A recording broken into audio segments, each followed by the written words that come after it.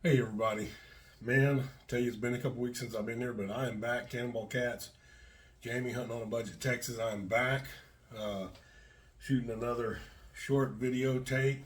Gonna have some additional footage in here, but wanted to get with you guys and do a follow-up review of my Dan Wesson PM9 that I had done a little bit time back.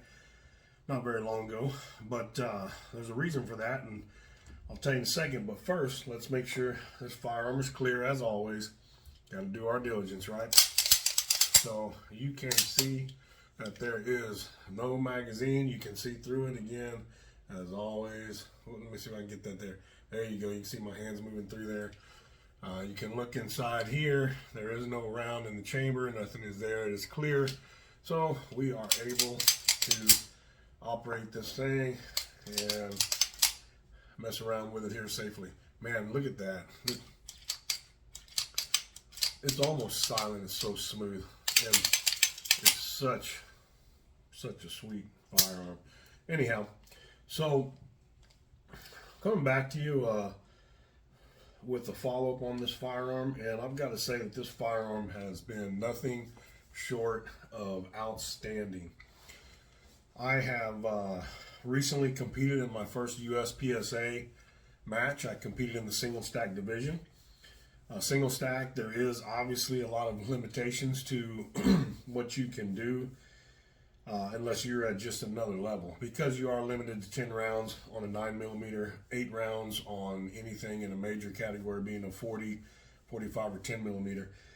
This being a 9, limited to 10 round magazines or 10 round maximum, and a certain length of magazine maximum as well. So on a typical standard USPSA stage, I'm having to do mag changes 3-4 times. I believe on one stage I did 5 mag changes. But anyhow, it was amazingly fun. I really enjoyed it. I'm gonna continue shooting single stack when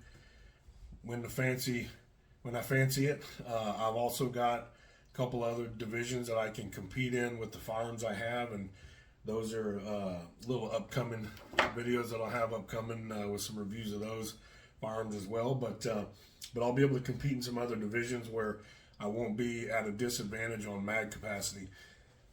However, there are limitations in every division, so it depends on where you want to go. Nonetheless, I had an amazing time, and I want to go ahead and let you folks see some of the footage. Got a couple of stages that I went through that are going to be coming up, and you know, I move slow, and my goal, which I will tell you when we come back, I'll tell you everything about it, but the general goal on your first match is don't get DQ'd, and follow the rules and don't get DQ'd. So move slow and methodical, and that's what I did. But it was a successful day and a great day. So stand by and take a look at this footage, and then we'll be back in a few minutes. Stand by. Yeah.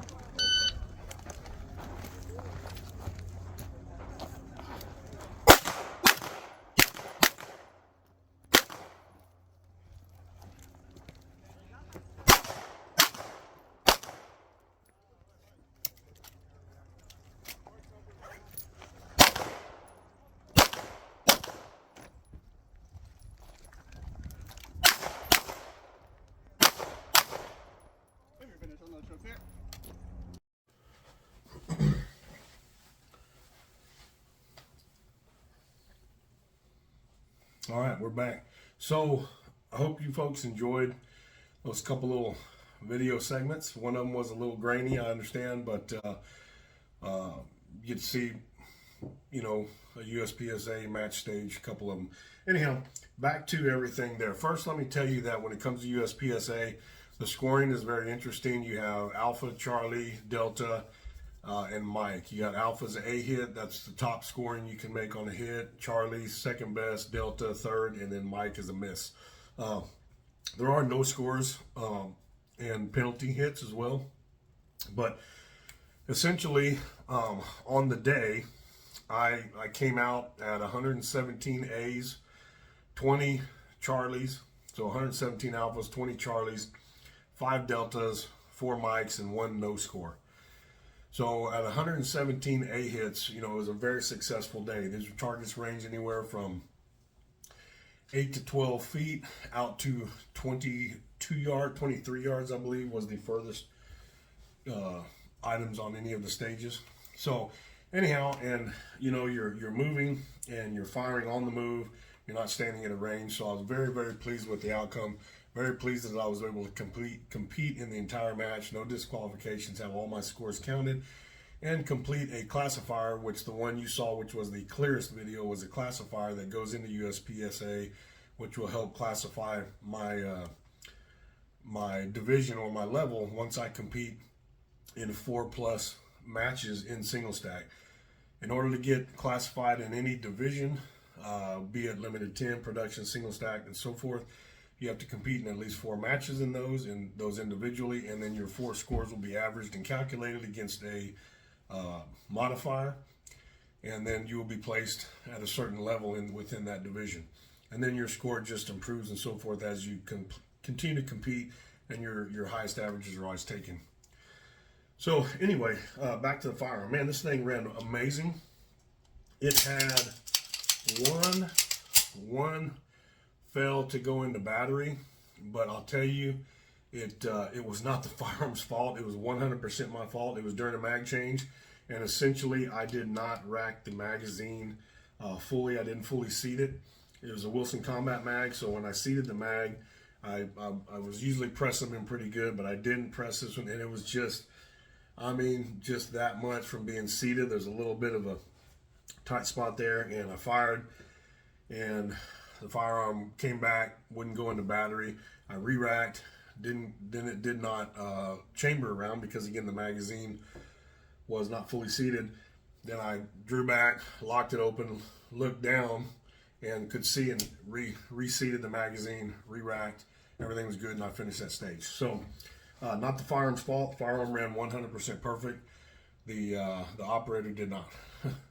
But an amazing day, and nothing but positive things to say about this firearm. Let me tell you, if you are in the market for a 1911 and you want a target style sight, if you're into that and you want target style sights and a fiber optic style front, man, look no further. In my opinion, look no further. I'm sure that I'm not monetized or anything, so I don't have to worry about demonetization. So I'm telling you right now, I recommend this firearm. And, you know, it's not a 45 for all you purists out there. Not a 45, sorry. They do make this one in a 45, so you know what? You can go get this one in a PM, Point Man PM45 or a PM7. The PM7 is a 45 with just not all the extra serration stuff. A little more plain, but they do make this in 2 models for the 45. So it's out there for all you purists that have to have 45s and live and die by it. It's a great caliber, but this is not one of them. This is the 9mm, and this is a great caliber as well. And I recommend this highly. And if you want to shoot in competition and you want to do something that's fun, you cannot go wrong with the Dan Wesson PM9. I'm telling you, you cannot go wrong with the PM9. So that's what I got today. Again, just wanted to follow up. Got a ton of rounds through this firearm, and it is functioning like a dream.